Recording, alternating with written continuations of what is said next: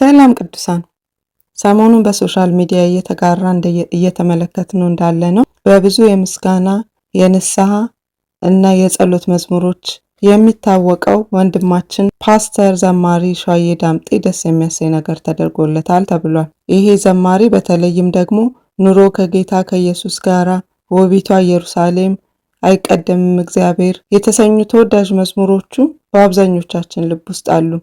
ታዲያ ሰሞኑን በሶሻል ሚዲያ ተጋርቶ እንደተመለከትነው ይህ ለ52 ዓመታት ያገለገለው ወንድምና ፓስተር ዘማሪ ሸዋዬ ዳምጤ የቤት ስጦታ ተበርክቶለታል ተብሏል። ይህንን የቤት ስጦታ ያበረከቱት እህት ለእኔ አስራት ነው፣ ለአንተ ደግሞ ደሞዝ ነው በማለት በእነዚህ ሁሉ ዓመታት በሀገር ውስጥና ከሀገር ውጭ በትህትና ስላገለገሉት አመስግነዋል፣ ባርከዋቸዋል።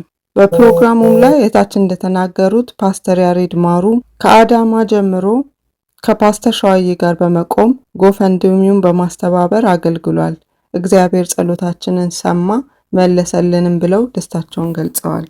በተመሳሳይም የቤት ስጦታውን በማስረከቡ ስነ ስርዓት ላይ የተገኙት በዘማሪዎች ህብረት ስም ዘማሪ ጆይስ ደስታቸውንና አድናቆታቸውን ገልጸዋል። በስነ ስርዓቱም ላይ የአሜን ቲቪ ባለቤት ወይዘሮ ሰብለ በቀለ በዚህ የአገልግሎት ጉዞ ውስጥ እንደተጠቀመ ሰው የተሰማትን ደስታ ገልጻለች።